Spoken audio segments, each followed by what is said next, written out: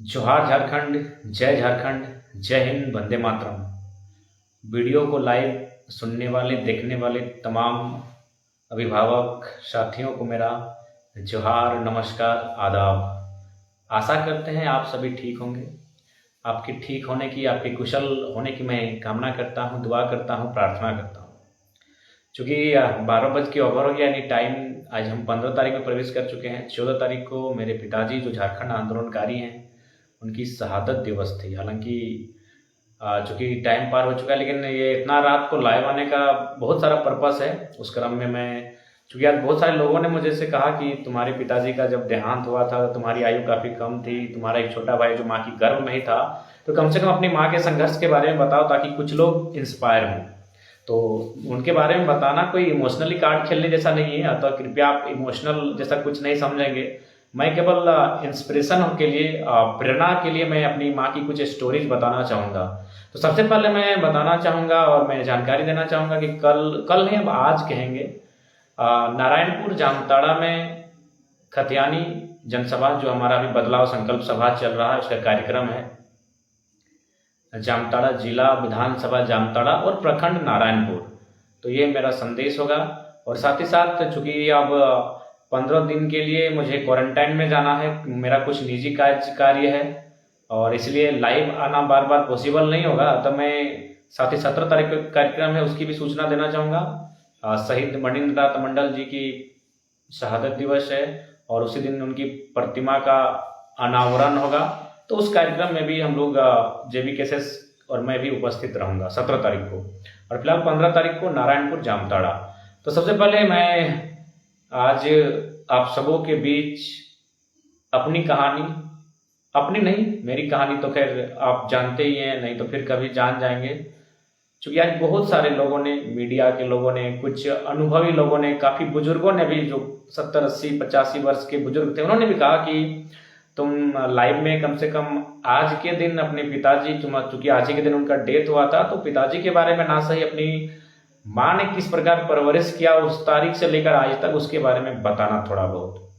चूंकि इरादा नहीं था, क्योंकि इससे पहले हम कभी लाइव में अपने फैमिली को लेकर या फिर अपने पिताजी की शहादत को लेकर मैंने कुछ विशेष बताया भी नहीं। और मैं चूंकि चाहूँगा इमोशनली चीज़ों से काफ़ी दूर रहना है फिलहाल, क्योंकि अभी हमें बहुत मजबूत बन के रहना है, लेकिन इंस्पायर होने के नाते। और चूंकि बहुत सारे नौजवान अपनी शिक्षा को लेकर, अपने तंगी को लेकर, अपनी गरीबी के हालात को लेकर बहुत सारी इशू देते हैं, अपनी एजुकेशन को बीच रास्ते में छोड़ने का बहुत सारे एंड बहुत इशू देते हैं। तो मैं इसलिए सबसे पहले आज मेरी, आज नहीं, अब चूंकि आज हम 15 तारीख में आ चुके हैं, यानी जो बीता हुआ 14 तारीख पार हुआ, यानी जस्ट 1 घंटा पहले जो तारीख थी 14 अक्टूबर, उसी दिन मेरे पिताजी का देहांत हुआ था। और देहांत का कारण, चूंकि मैं लगभग पौने 2 साल 1.5 साल की आयु थी मेरी, और लोग बताते हैं कि सर पे 2 मरतबा आर्थिक नाकाबंदी के दौरान चोट लगी थी, जो गंभीर घाव का रूप धारण कर लिया था। हालांकि उनका इलाज पचम्बा में डॉक्टर सबा अहमद की देख रेख में भी काफ़ी चला था, लेकिन अंततः मतलब सफल नहीं हो पाए फैमिली वाले। और बहुत सारा हम लोग का खेत भी बिका पिताजी का इलाज कराने के कारण, लेकिन जो नियति को मंजूर था फिलहाल वही हुआ। तो उस विषय पर मैं ज़्यादा नहीं जानता हूँ, क्योंकि मैंने कभी उतना उसके लिए आपको, हमारे जो झारखंड के आंदोलनकारी तोपचांची ब्लॉक में हैं, मैं उनसे आप बाकायदा कभी इन सब चीज़ों पे लाइव लेकर उनसे चर्चा करूँगा। फिलहाल मैं अपनी माँ के बारे में, क्योंकि माँ शब्द इमोशनली है, लेकिन मैं इमोशनली नहीं, इंस्पायर होने के लिए इन शब्दों को रख रहा हूँ। ऐसा नहीं कि माँ शब्द का जिक्र कर रहा हूँ, माँ की स्टोरी बता रहा हूँ तो इमोशनली नहीं, इंस्पायर हो सके इसलिए। इसलिए चूंकि एजुकेशन की बात आई, सबसे पहले मैं, आप जानते हैं, मैं एक PhD का छात्र हूँ और मेरी जितनी भी पढ़ाई हुई है, कहीं ना कहीं उसमें मेरी माँ का अहम रोल है। और कभी घर के कामकाजों से हमेशा दूर रखा है। उसके लिए टाटा सिजवा में भी 3 साल हम छात्रावास में रहे। उसके बाद मेरी जो भी पढ़ाई हुई वो घर में ही हुई। जैसे मेरे बहुत सारे मित्र, जब मैंने इंटर ऑफ साइंस की परीक्षा पास की तो कहा क्या हॉस्टल से, हमने कहा नहीं, घर से ही मैंने किया है, क्योंकि उस टाइम में साइंस की परीक्षा लेकर पास करना बहुत दुर्लभ होता था। तो आज चूंकि अपनी माँ के बारे में यही बताना चाहूँगा कि मैंने किस प्रकार मैंने हमारे फैमिली को टेकअप किया था। क्योंकि जब पिताजी का देहांत हुआ था तो उस समय जो मेरा छोटा भाई है, हम लोग 2 भाई हैं और 2 कह सकते हैं उनका डेथ पहले ही हुआ था। तो शायद 5 महीना या 6 महीना माँ की कोख में ही था, यानी जब पिताजी का डेथ हुआ था तो क्रिटिकल कंडीशन था। और आज अपनी माँ की स्टोरी इसलिए बता रहा हूँ क्योंकि पिताजी की पुण्यतिथि कल ही पार हुई 1 घंटा पहले। तो जहाँ तक उनके विषय में, चूँकि मैं भी लगभग 16 साल अपनी माँ से काफ़ी दूर रहा, काफ़ी दूर नहीं, मैंने मामा घर में रहा हूँ। क्योंकि नानी का ऐसा मानना था, क्योंकि मैं हमसे पहले पिताजी का और मेरे दादाजी का 1 ही महीना के अंदर डेथ हुआ था। क्योंकि दादाजी वृद्ध अवस्था में थे, वृद्ध में मतलब बीमार और वृद्ध दोनों थे, और पिताजी चोट के कारण। तो मतलब 30 दिन के भीतर मेरे दादाजी और पिताजी का डेथ हुआ था। और उससे ठीक 2-3 साल पहले मेरे एक भाई और बहन का डेथ हुआ था। तो गांव घर में थोड़ा सा ऐसा होता है कि इस घर में कंडीशन ठीक नहीं, या फिर कुछ भूत प्रेत का साया है दिखता है। तो इसीलिए नानी हमको जन्म के तुरंत बाद ही, कह सकते हैं, माँ का दूध हमको छुड़वा दिया गया, इसलिए कि उनको ऐसा मानना था कि इस घर में कुछ अनहोनी होते रहती है और मेरे साथ भी कुछ अनहोनी ना घट जाए। चूँकि संभव है 30 दिन के भीतर पिताजी और दादाजी का देहांत, उससे पहले मैंने काफ़ी कम आयु में हमारी एक भाई और बहन का देहांत हुआ था। तो मेरी नानी, चूँकि नानी पुरानी विचारधारा की थी और पुरानी विचारधारा के लोग थोड़ा सा भूत प्रेत इन इशुओं पर बहुत मानते हैं, तो इसीलिए हमें मतलब काफ़ी छोटी आयु में अपना, मेरा जो नानी का घर है वहाँ ले गए। तो 16 साल कह सकते हैं हम नहीं रहे हैं, मामा घर में व्यतीत हुआ, जो आमडी मैंने मुनीडी क्षेत्र में आता है। लेकिन जब मैं घर वापस आया अपनी स्टार्टिंग की पढ़ाई पूरी करने के बाद, तो मैंने अपनी माँ को जितना जाना, जितना समझा, मैं आज के लाइव में बताना चाहूँगा। सबसे पहली बात में अगर कहा जाए तो, चूँकि हमारे समाज में, चूँकि हम लोग कृषक समाज से हैं, और कुर्मी का मतलब ये, कुर्मी यानी कोड़ना, कोड़ना यानी क्या, मिट्टी कोड़ना, यानी हमारा संबंध खेत से, हमारा संबंध धान से, हमारा संबंध फसल से है। तो हमारी ये मान्यता है कि स्त्री जो होती है वो हल नहीं चला सकती है। तो बस मेरी माँ ने केवल हल नहीं चलाया है, जहाँ तक मैंने उनको देखा है। हालांकि उनसे मैं हमेशा दूर ही रहा हूँ, इसलिए दूर रहा हूँ कि पढ़ाई की बात करें या खेल कूद की बात करें, घर से मेरा उतना टचअप नहीं रहा है, जो कि सच्चाई है। आज भी, आज दिल्ली से आया हूँ, मुंबई से आया हूँ, लेकिन उसके बाद घर जाने का अवसर नहीं मिला है। तो चूँकि मान्यता है समाज में कि एक स्त्री, एक महिला हल नहीं चला सकती है, इसी कारण मेरी माँ ने हल केवल नहीं चलाया है। अगर ये परंपरा या फिर ये मान्यता नहीं होती कि स्त्री हल नहीं चला सकती है, तो शायद मेरी माँ हल भी चलाती। यानी मेरे कहने का मतलब है कि मेरी माँ ने हल चलाने के अलावा वो सारा काम किया है जो पुरुष ने किया है। सबसे पहली बात, जो भी आप काम माइंड में आपका आता होगा, धान धुकना से लेकर, माड़ा देना से लेकर, माड़ा को चरने से लेकर, घोरना बांधने से लेकर, घोरना की खूंटी बनाने से लेकर, पानी झांकने का जो डोरा है उससे बनाने को लेकर, सिर्फ हल का बूटा को मैंने नहीं देखा है। क्योंकि ये मतलब प्रथा है कि भाई एक स्त्री हल नहीं चलाएगी। इसलिए सबसे पहली और एक मैंने सबसे ज़्यादा उस समय मैंने जब, चूँकि खेती बाड़ी का दिन और बीहन पारने का जब दिन आता था, तो कभी कभी हम लोग लेट हो जाते थे। चूँकि बैल उतना मतलब कभी होता था, तो फिर बीच में जब हल चलाने वाला कोई नहीं, तो बैल भी नहीं रखा गया। तो हमने देखा अपने छोटे भाई के साथ, मेरी माँ ने जो बीहन, जहाँ फसल लगाया जाता है बीहन, उसको अपने हाथ से मतलब गैंता से कोड़कर बीहन पाड़ने का काम किया है। क्योंकि हल नहीं मिला, ट्रैक्टर भी नहीं मिला, तब भाई टाइम ओवर हो रहा है, तब क्या किया जाए उस कंडीशन में। तो ये मेरी जानकारी में है बाकायदा। कभी अगर फुर्सत मिले तो ऐसा नहीं कि मैं बना के बोल रहा हूँ, मेरी माँ जीवित है, उनसे आप पूछ सकते हैं। जो बीहन होता है, यानी जहाँ हम लोग पहले मतलब धान लगाने से पहले बीहन लगाते हैं, वो बीहन का जो एरिया होता है उसको हमारी माँ ने बाकायदा गैंता से और कुदाल से कोड़कर, क्योंकि हल नहीं चला सकती तो हल चला के वो काम कर लेती, तो गैंता और कुदाल से कोड़कर मिट्टी को बीहन पाड़ते हुए मैंने देखा है, मैंने बीहन लगाते हुए अपनी माँ को देखा। उसके बाद अब मेरे घर में अगर आएंगे तो हम लोग जो कुआं में बाल्टी डालते हैं, यानी एक रस्सी होती है, शायद वो अभी आज के डेट में लोग रस्सी बाजार से खरीदते हैं, लेकिन हमारे गांव में आज भी जो है रस्सी, हमारे अगर बुजुर्ग हैं तो बुजुर्ग लोग बनाते हैं। कैसे बनाते हैं ना, वो जो सीमेंट की बोरी होती है उससे रस्सी बनाते हैं, आप लोग जानते होंगे।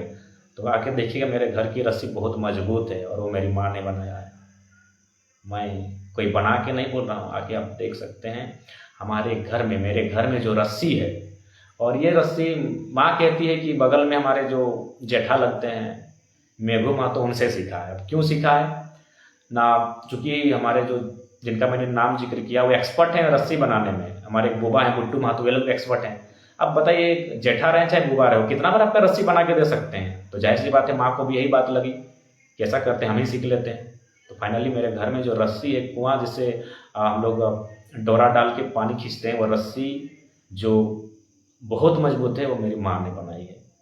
यानी ये कहानी मैं इसलिए सुना रहा हूँ ताकि किस प्रकार किन किन कामों को करने के बाद, कितना त्याग करने के बाद मुझे पीएचडी का जो सफ़र मैंने तय किया है, किसकी बदौलत किया है, इसलिए मैं जानकारी दे रहा हूँ। क्योंकि आज के डेट में लोग बहुत बहाना बनाते हैं कि मेरी पढ़ाई पूरी नहीं हो पाई, और होता है, स्वाभाविक सी बात है, कुछ बहाने सही भी होते हैं, लेकिन कुछ बहाने बिल्कुल निरर्थक होते हैं। मैं उनको कहूँगा कि बहुत लोगों के बहाने जो बनाते हैं शायद सही होता है। वो किसी बदहाली के कारण, किसी तंगहाली के कारण अपनी एजुकेशन को पूरा नहीं कर पाते हैं, लेकिन 50% लोग कहीं ना कहीं झूठ बोलते हैं और अपने जिम्मेवारियों से कहीं ना कहीं मुंह मोड़ते हैं। तो उनको मैं बताना चाहूँगा मेरे, और कभी भी आइएगा तो मेरा जो बारी में घोरना लगा है, और ऐसे भी मीडिया वालों ने आपको दिखाया होगा मेरा बारी जो घोरना, वो घोरना टोटल मेरी माँ ने बनाया है। टोटल का टोटल घोरना तब समझते होंगे, मेरी माँ ने बनाया है। यानी हल का बुट्टा पकड़ने के अलावा जो भी काम वो हमारी माँ ने किया है, जो एक पुरुष को करना था। क्योंकि काफ़ी कम उम्र में पिताजी का देहांत हुआ, छोटा भाई गर्भ में ही था, बहुत सारे लोगों ने दूसरे विवाह के लिए भी सलाह दिया, लेकिन माँ तो माँ होती है। 2 बच्चा, एक बच्चा का जन्म हो चुका था यानी मेरा, और एक गर्भ में था, तो ऐसी परिस्थिति में कोई दूसरा विवाह के लिए कैसे सोच सकती है। तो ठीक मेरी माँ ने भी वही किया जो एक स्त्री होने के नाते अपने पुत्र के लिए शायद एक माँ करती। तो उसके बाद चूँकि मैंने 16 साल हम रहे ही नहीं अपने, और अभी भी उतना टाइम नहीं मिलता है, इसीलिए आज भी लोग जब कंपेयर होता है तो लोग कहते हैं कि बड़का गिदरवा बप्पा में गेलो और छोटका गिदरवा मैया में गेलो। यानी बप्पा में मतलब मेरे पिताजी भी आंदोलनकारी थे, हमेशा अन्याय के खिलाफ लड़ते थे, आवाज़ उठाते थे और घर से दूर रहते थे। ठीक मेरा भी कैरेक्टर वही है, घर से दूर होना, लोगों के लिए आवाज़ उठा। ये आज आंदोलन भले नया आपको लगता है, वो 2 साल से आप हमें जानते हैं, लेकिन मेरी तुपचांची और धनबाद की माटी मुझे पिछले 10 सालों से जानती है जब मैंने आंदोलन किया।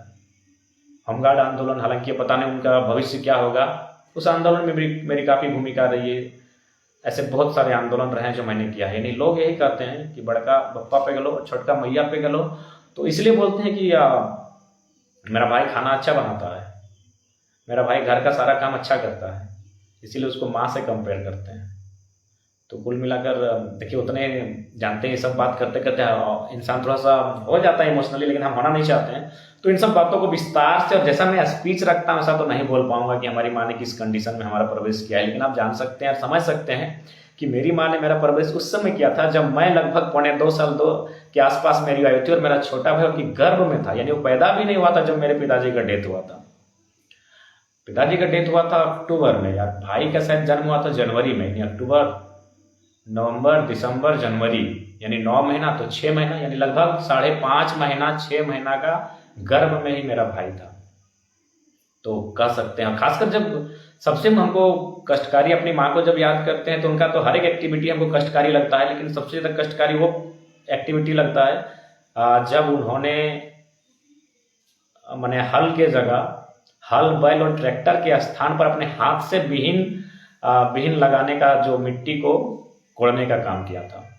क्योंकि हल का समय नहीं बचा था, ट्रैक्टर मिल नहीं रहा था, तो ऐसा कई बार, 1-2 बार नहीं, लगभग हम 4 से 5 बार देखे हैं कि जब हमारी माँ ने अपने हाथ से, गैंता से या कोदार से लगभग 15-20 फीट लंबाई चौड़ाई के आसपास का जो बीहन लगाने का क्षेत्रफल होता है उसे कोड़ने का काम अपने हाथ से किया है। और आज भी देखिए, जब भी जहाँ उसके बाद मेहनत करने का कारण भी एक है, जब भी हमारे समाज में अगर महिलाओं का कंपेयर किया जाता है तो कोल्डफील्ड की तुलना में पहाड़ घर में रहने वाली महिलाओं को थोड़ा सा मेहनती बताया जाता है। इसके कारण यह है कि सुबह सुबह उनको लकड़ी, अब तो खैर बहुत सारे गैस और बहुत सारे कनेक्शन आए, लेकिन एक समय था कि जब लोग लकड़ी अपने सर पे लाते थे, और बाकायदा ये तो हम लोग अभी भी देखते हैं घाटाडी, बैरगा, ललकी, बल्की, सतपहरी, सुअरटुंगरी, बनटुंगरी इत्यादि पहाड़ों से आज भी हमारे पहाड़ क्षेत्र की माताएं काफ़ी लंबी, लगभग 5 किलोमीटर, 7 किलोमीटर, 10 किलोमीटर की दूरी तय करके अपने सर पर लगभग एवरेज 20 केजी, 25 केजी का वजन लकड़ी का लेकर चलकर आती हैं। तो ये चीज़ें हुई है। पहाड़ धरिया साइड में रहने के कारण थोड़ा सा एक्टिविटी भी ज़्यादा रहा है और मेहनत भी थोड़ा सा ज़्यादा करना पड़ा है।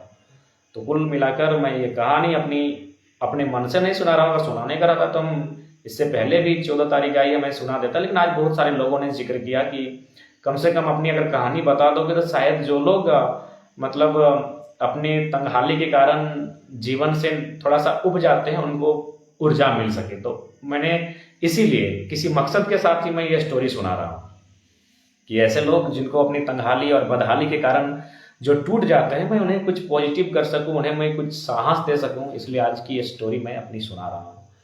बाकी आप देख सकते हैं हम लोग उसी कहीं किसी ना कहीं हॉस्टल ना कोई बाहर जगह नहीं, हमने जितना भी अपना क्वालिफिकेशन हासिल किया है 10, इंटर, ग्रेजुएशन, मास्टर और अभी पीएचडी सब गांव से ही हमारी पढ़ाई हुई है। और कहीं ना कहीं उसमें स्टार्टिंग फेज की बात करें तो नाना नानी का रोल था।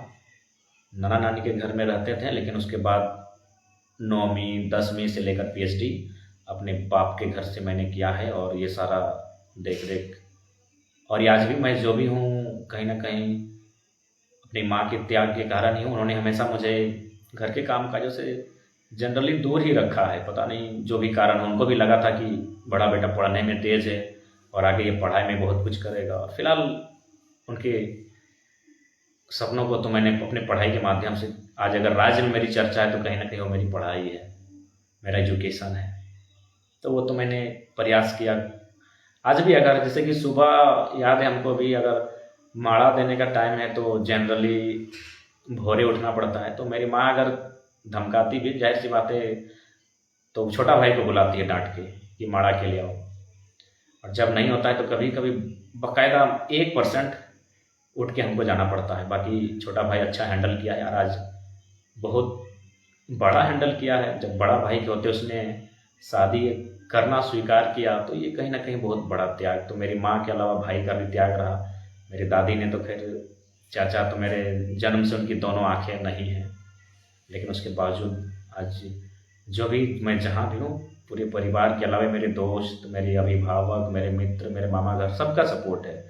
और खासकर मेरे बहुत सारे दोस्त जो बाहर कटने गए हैं, मुझे याद है जब भी फॉर्म फिलअप जैसा कोई बड़ा इशू आता था तो हमको फ़ोन घुमाते थे, सब 500-500 करके चंदा भेज देते थे। तो ये चीज़ रहा है मेरी। और एक घटना खास इसलिए क्योंकि हो सके कभी कभी अगर किसी का नाम होता है तो उसकी माँ चाहती है उसका, मेरी माँ ने कभी अगर मेरा पहचान भी बना तो मेरे नाम का कभी ने लाभ लेने का चेष्टा नहीं किया। मैं एक छोटी सी घटना आपको सुनाता हूँ। ये घटना है लकड़ी काटने की। माँ गई थी शायद धान सिजवा, तब लोग समझते होंगे, धान सिजाने के टाइम जो पतला पतला लकड़ी होता है, पता नहीं उसको हर क्षेत्र में अलग अलग भाषा में कहीं बनपुटूस बोलते हैं, और नाम भूल रहे हैं कि सब क्षेत्र में अलग अलग नाम होता है। तो काटने के लिए गई थी। कुछ झाड़ियाँ थी जिसमें ढेला परस का पत्ता था। तो उस समय एक शिक्षक मिले मेरी माँ को। उस टीचर ने, वो पूर्व रिटायर्ड टीचर है, उन्होंने मेरी माँ को इतना कहा कि ये आज आंदोलन से पहले की घटना है, ऐसा नहीं कि आंदोलन के बाद की, आंदोलन से पहले की घटना है। उस शिक्षक ने मेरी माँ से ये कहा कि आप तो टाइगर की माँ है ना, तो आप खाली एक आवाज टाइगर की सेना को दीजिएगा ना, तो ये जंगल और ये पहाड़ आपके घर चला जाएगा। उस टीचर ने कहा मेरी माँ से कि आप तो टाइगर की माँ है, आप चाहेंगे तो इस जंगल को अपना घर ले जाएंगे कटवा के, आपका बेटा के पास इतना लड़का है। तो मेरी माँ ने बहुत गर्व से कहा कि मेरा बेटा का यही खासियत है कि वो अपने काम के लिए किसी को नहीं बोलता है। वो दूसरा का काम में 24 घंटा खड़ा रहता है, लेकिन वो अपना का काम के लिए किसी को नहीं बोलता है। और ये मजाक नहीं, मैं आपको बताना चाहूँगा, हम लोग बहुत किसी का गैस कनेक्शन में काम मैंने तो कागज पत्र में काम किया, लेकिन आज अपने घर में मेरा खुद का गैस कनेक्शन नहीं है। माँ बोलती रह गई, लेकिन हम आज तक गैस कनेक्शन अपना नहीं ले पाए। तो ये सच्चाई है। और जो मेरी माँ ने उस टीचर को जो जवाब दिया था कि मेरा बेटा सबका काम कर सकता है, लेकिन अपने काम के लिए किसी का इस्तेमाल तो बिल्कुल नहीं करेगा। उनको लगा, क्योंकि वो अकेले जंगल में लकड़ी काट रही थी, तो वो टीचर मिले, उन्होंने कहा कि आप एक आवाज़ बोल दीजिए। हालांकि उसके बाद अपने दोस्तों से काफ़ी सहयोग मैंने लिया। और जनरली घर में मेरा अ, काम कब पड़ता था, जैसे कि मान के चलिए हल चलाना तो मेरा छोटा भाई हैंडल करता था, या फिर ट्रैक्टर से, आज के डेट की बात कर रहा हूँ। कोदार करने की बात रहे तो अपने साथियों को मैं बुलाता था। या फिर उसके बाद अगर धान काटने की बात आई तो मेरा जिम्मा आता था, जब धान डिंगा जाता धोने के लिए, उससे पहले सारा काम अपने हमारी माता ही करती थी। गोंछा भी मेरी माँ बहुत बेहतर झाँकती है। गोंछा समझते हैं ना, गोंछा जब माड़ा होने के बाद जो कुंवार बचता है, जिसको हम लोग गोंछा बनाते हैं, वो गोंछा भी मेरी माँ ही, मेरे माँ और चाचा दोनों हैंडल कर देते हैं। तो कुल मिलाकर मैं अपने उन साथियों को संदेश दूंगा अपनी स्टोरी के माध्यम से। और बाकायदा आज मैंने सभा में भी कहा कि आप तो, मेरी माँ काफ़ी कम उम्र में मेरे पिताजी का देहांत होने के बाद हमको पीएचडी तक लेके गई, आप तो हमसे बेहतर हैं। और इसी बहाने ना, इसी बात के साथ मुझे और एक कहानी याद आई। ये कहानी आज से लगभग 3 साल या 4 साल पहले की है। मैंने फेसबुक में एक स्टेटस लिखा था कि किसी के पास, उस समय मेरा पेज नहीं था, आईडी थी मेरी, जो आईडी अभी भी है। पेज तो 2 साल 2.5 साल का है। भाषा आंदोलन से ठीक 3 या 4 महीना पहले पेज को बनाया था। लेकिन उस समय आईडी में मैंने पोस्ट किया था कि जिनके पास लैपटॉप है, मुझे पीएचडी की थीसिस लिखनी है, कृपया देंगे। तो एक लड़का शायद अपने घर में बोल रहा था, इंटर करने के बाद पिताजी हम पढ़ाई के लिए बाहर जाएंगे, फिर पैसा कमा के आएंगे, फिर पढ़ेंगे। तो उसके पिताजी ने बहुत गर्व से मेरा नाम लिया था कि यार तुम्हारा बाप जिंदा है, टाइगर का पिताजी नहीं है। सो वो लड़का दूसरा से लैपटॉप मांग के, देखो आज फेसबुक में लिखा है कि लैपटॉप चाहिए, और वो पीएचडी तक पहुंच गया। तुम बोलते हो इंटर करने के बाद हम बाहर जाएंगे कमाने के लिए, फिर आके पढ़ेंगे, तुम्हारा बाप अभी जिंदा है। उस व्यक्ति ने अपने बेटे से कहा कि टाइगर ने फेसबुक में लैपटॉप मांगा है किसी से, कि किसी के पास लैपटॉप है तो देने का काम करें, हमको थीसिस लिखना है। यानी जिसके पास लैपटॉप नहीं, वो बंदा पीएचडी तक चला गया, उसके पिताजी ने वो पीएचडी तक पढ़ लिया, तुम्हारा तो बाप जिंदा है। तो कहीं ना कहीं हम लोग का नाम से लोग शुरू से ही इंस्पायर हुए हैं। एक ये भी याद है, जब हम लोग फुटबॉल में कमेंट्री करते थे क्रिकेट के मैच में, तो एक पिताजी अपने बेटे को बैठाकर गाड़ी में स्पेशल लाए, बोले कि चलो तुम सुपर टाइगर का स्पीच सुनना। तो ये कहानी है हमारे उन साथियों के लिए जो तंगहाली बदहाली के कारण हौसला तोड़ देते हैं। अरे आप तो हमसे बेहतर हो यार, आपके सपोर्टिव करने वाले लोग भी बेहतर होंगे हमसे। हमारी उस माँ ने हमें यहाँ तक पहुँचाया, जिसका पति का देहांत उस टाइम हुआ था जब उसका छोटा बच्चा 3-4 महीना मैंने गर्भ में ही था। 3-4 महीना में यानी 5-6 या 5.5 महीना गर्भ में था। यानी पति के देहांत के 3 महीना बाद मेरे छोटे भाई का जन्म हुआ था। तो उस स्त्री ने मुझे यहाँ तक पहुँचाया, पीएचडी तक पहुँचाया। तो आपकी फैमिली, आपके माता पिता तो हमसे बेहतर आर्थिक स्थिति में होंगे। मैं दुआ करता हूँ, मैं प्रार्थना भी करता हूँ कि आप हमसे बेहतर आर्थिक स्थिति में होंगे, तो अपने एजुकेशन को लेकर या फिर अपने किसी भी प्रकार समझौता ना करेंगे। बाकी विशेष तो बताना, ये भावुक जैसा सिचुएशन है, मैं बताने में असमर्थ हूँ। बाकी पुनः मैं यही कहूँगा, झारखंड मेरे पिताजी के अलावा बहुत सारे आंदोलनकारी हैं। जैसे आज ही मैं मनसू महतो जी की प्रतिमा अनावरण के कार्यक्रम पर गया था, वे भी गुमनाम आंदोलनकारी। ऐसे मुझे लगता है अनगिनत आंदोलनकारी होंगे झारखंड में जिनको आज तक पहचान और सम्मान नहीं मिल पाया है। मेरे पिताजी भी उन्हीं में से एक हैं। तो आज कहीं ना कहीं उनको भी सम्मान मिलना चाहिए, विशेष ज़्यादा नहीं। अपने परिवार में मैं कभी ज़्यादा अपना समय नहीं दे पाया हूँ, इसीलिए छोटे भाई का मैंने शादी, मेरे छोटे भाई ने इसलिए विवाह किया क्योंकि मैं हमेशा परिवार से दूर रहा हूँ। हमेशा लोगों का, मैंने समाज, लोगों का काम, कभी कुछ किसी का इशू हो तो पहला नाम मेरा ही आता था। तो खैर बाकी सब कुछ जोहार। विशेष कभी अपनी कहानी लाइव में जुड़कर बताएंगे। आज इसलिए बताएं, और मेरा लाइव में आने का शौक मेरा नहीं था।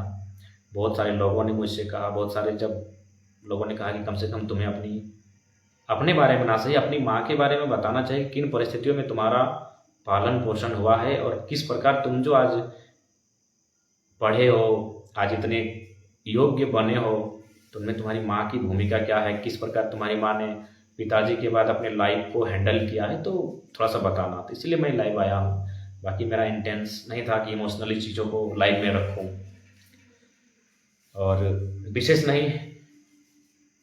बाकी फिर से कल जामताड़ा में, कल नहीं आज हो चुका है, 12 बज गया है, आज जामताड़ा में जनसभा नारायणपुर में है, लगभग दोपहर के आसपास यानी 1 बजे।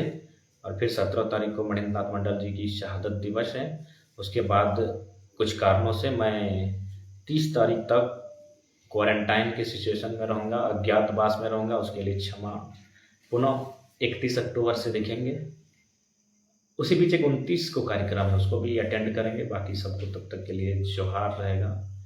शुभरात्रि, जोहार, नमस्कार, आदाब, जय हिंद, जय झारखंड।